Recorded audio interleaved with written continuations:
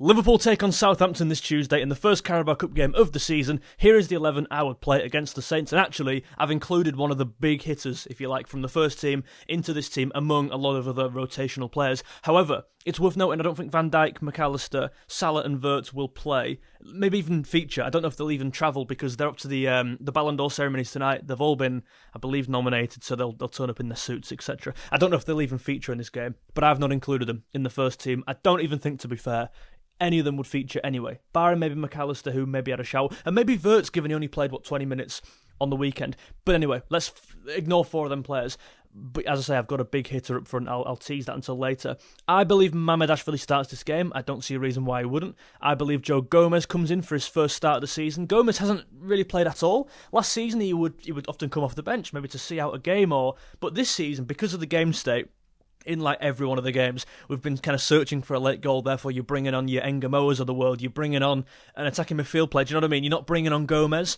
And also, we've signed two fullbacks, so he's further down the pecking order. However, he does start this game, not as a left-back maybe last season he would have, or as a right-back maybe last season as a centre-back. He's a better centre-back than both of them other positions for me, and he starts in his primary role. He actually had a decent 10 minutes against Arsenal when he did come on, but only 10 minutes. Then, where's number 15 there? Is that him hiding behind there? Leone plays this game. I don't see a reason why he doesn't. I don't think Konate should start. With respect to Southampton, and listen, they've not had an unbelievable start, I don't believe, and they're going to likely... I don't know if they'll rotate. You get a bit confused when you play against a team maybe in division below. Do they go full strength because it's like they need to win this game and get hands on a cup, or do they even rest because they've got a busy schedule? I don't know what kind of team they'll field, but I do believe Leone is enough to go and win this game. I believe he is absolutely good enough to get into this team straight away, given that he's just signed. Some people may be saying, well, you're rushing him in, but I disagree entirely. No time like the present. I disagree with people saying play him against Arsenal after Konate's first two bad games. But I agree with playing him now. Why not? And it's exciting, isn't it? As a Liverpool fan, like you guys as well. And by the way, join the community down below. We're so close to 20k. We're 200 subscribers off 20k. So please do get involved. Thank you very much. We are so... I'm grateful to have one of the best young talents in the world as a centre-back in our team. Certainly best 18-year-old centre-backs. I think we've picked up a gem here from what I'm seeing. And this is the first time we'll see him. It's an exciting time.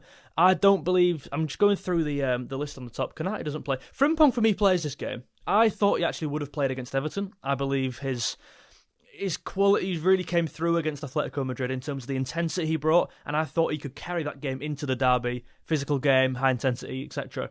But obviously he preferred Bradley, so I don't think Bradley will play this game. Simply fitness reasons, I think you could pick either, but I've just gone Frimpong in this tie. Bajcetic, I don't believe's fully fit anyway, so he doesn't play. He maybe gets on the bench. I don't know how fit he is. Hopefully you can see the top. I'm just going across slowly. Nyoni, we can talk about in a second.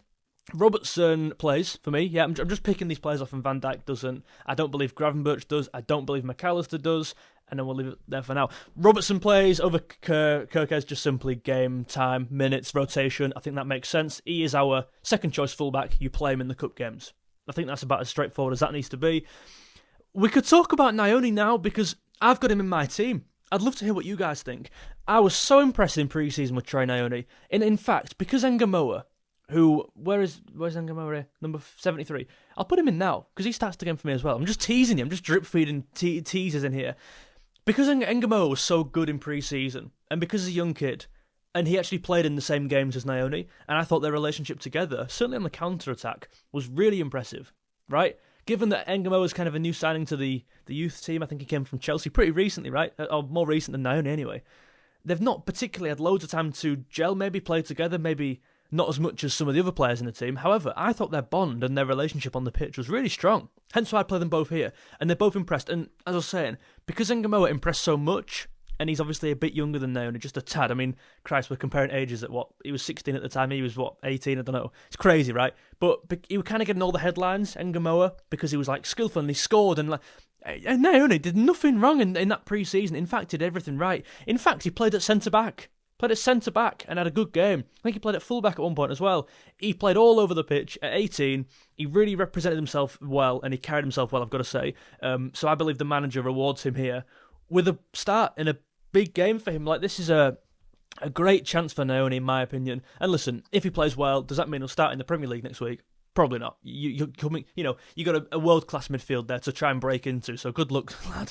But, that's not the goal right now. I don't think his goal would even be to get into the first team right now. I think it's all about climbing the ladders, earning your place, and this is the game to do that, in my opinion, to earn your badges, as they say, right? Nyoni starts this game, and I'm really excited to see him play. Love him on the ball. Very Gravenberch-esque. So Gravenberch doesn't play for me. I think very similar profiles. But this man does. I believe Endo does play this game. Again, it's similar to Robertson, similar to Gomez, and if you're not going to play him here, when are you? Like, do you value him in the squad, Arne Slot? You know what I mean? I believe he will play. I believe he's one of the non-negotiables in this game to play. I think he offers a bit of balance with Nyoni, who maybe, and certainly this next guy, where is he? Where's number, hold on, 17. Is Jones still 17? I thought he had a number swap. Anyway, I've gone for this as midfield three, sorry. Jones, Endo, and Nyoni, and I just believe he offers a bit more balance. If it was just these two, I don't think there's enough there. I know we're playing against Southampton, right? But you've got to assume, they're coming full strength and they obviously want to win this game like we do, right? It's not like a friendly, this is a proper cup competition, and that's a great balanced midfield, in my opinion, to face Southampton, whatever they may throw at us. I think Jones deserves a start. I mean, he's had a pretty disjointed season so far. The injury, I would have definitely played him in the derby because he always plays well against Everton and he knows what it takes in those games, being from the area. I was watching that new podcast with Scholes and Nicky Butt, and Nicky Butt was like, yeah, Ferguson used to play all the local lads in the derby because they just knew the atmosphere, they knew what to expect, they knew what was needed in those games to win because they've watched it as a kid, etc. They know the atmosphere in the city, etc. So I would have played him against Everton. And actually, when he came on against Everton, he had a really good game and a really good impact, in my opinion. He really got a foot on the ball, which we didn't have. So I've been looking at Jones to dictate a lot of the play. I've been looking at Nyoni to also do the same off the right, but also make them late runs into the box like he was doing in pre-season, combining with Ngumoha. We saw, I touched on it before, we saw that relationship was really blossoming at such an early stage in both their careers. Really nice to see. That's my midfield three. You could even argue it's a midfield two, like this kind of thing, and whatever you want to say. I believe we have three midfield players. Whoever runs, holds, presses, I don't care. They're your midfield three. On the right, for me, is Chiesa, and let's just put Salah over to the left. Sorry, Salah, you've been dropped. But yes, guys, haters, you've got it your way. Salah's been dropped. Come on. Wirtz, for me, doesn't play. Bradley's on the bench. Kerkez on the bench. I think sorry, I'm trying to work this out here. Ignore the bench. Let's ignore the bench for now. Let's do starting 11. So Bradley doesn't start for me. Kerkez doesn't start for me. We'll talk about Gakpo in a second. Ekitike in a second. Gakpo doesn't start. Simply put, you've got to rest this player. He's played a lot of game time. He's played a lot of games, sorry. I do believe he's had a good season so far. People are absolutely disagreeing with that, and I'm going to make a separate vid in the future, so please do subscribe so you don't miss that and turn notifications on. I believe the stick he's getting is very unjust and not very fair. He doesn't start this game, though, because you're giving this young lad the keys to the team or the position. Szoboszlai travels but doesn't play, and then you're kind of left with, okay, who plays here? Who plays? I understand the argument for a Szoboszlai right wing, Chiesa there. I actually really understand the argument, more so than Szoboszlai right wing, for Frimpong right wing and Bradley there. And I'd love to know your thoughts with Chiesa down the middle. I would not do that, personally. I think there's a world in which we could end this game like this. I think that's definitely a case. He comes on at maybe 60 minutes half time. The player I've gone for is Isak. I think I would start Isak in this game.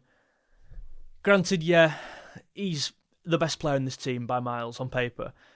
And against Southampton, it looks like, okay, why are you playing him against Southampton? You almost, I don't think this, by the way, so there's no disrespect to Southampton, but you almost don't need him against Southampton. Again, I disagree with that, but people will think that. I believe you need to get up to scratch for the Premier League, for the Champions League, and I believe this is a good game to do so. And listen, I'm not saying he plays all the game. I'm not saying he plays 90. I think maybe a 45 minimum or a 60. And again, you go to that plan B with Chiesa through there.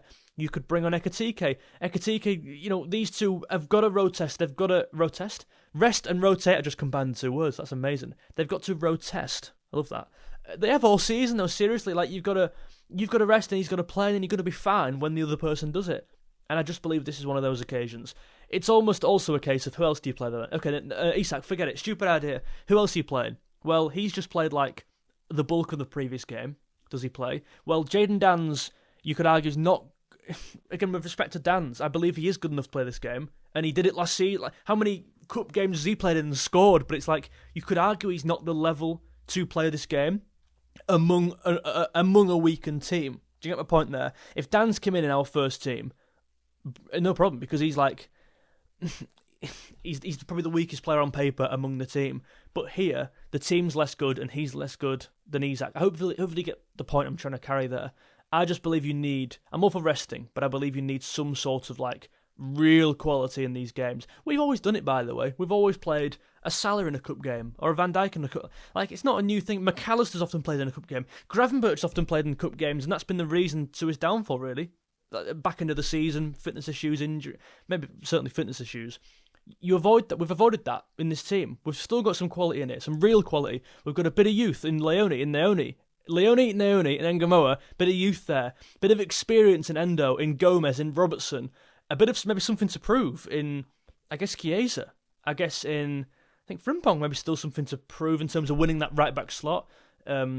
Jones maybe as well, kind of competing with that midfield three. I think you've got a great balance of everything in here, and just adding a world-class striker just adds to it, in my opinion. It's the cherry on the cake. And again, I'm not playing him for 90 minutes. I'd maybe change it at about 45, 60. But I believe that's my team. And I'd love to hear your thoughts down below. I would give you some stats and some facts, some some facts certainly regarding the game, form, etc. But there aren't really many to make here, given it's a cup game and they're a division below. I'd love to hear your thoughts. My score prediction is I'm going to go 3-1. 3-1, Isak to score, first goal for me, Ngumoha to score, and maybe a Curtis Jones goal from a late run. I'd love to know your thoughts down below. As always, do leave a like if you enjoyed, and please let me know your thoughts, especially regarding Isak, and also maybe the midfield three and some other positions. Who would you keep in the team? Would you keep Gakpo in the team? Would you keep Szoboszlai in the team? I'd love to hear from you. Let me know your thoughts down below and subscribe. Leave a like if you enjoyed. See you later on. Bye-bye.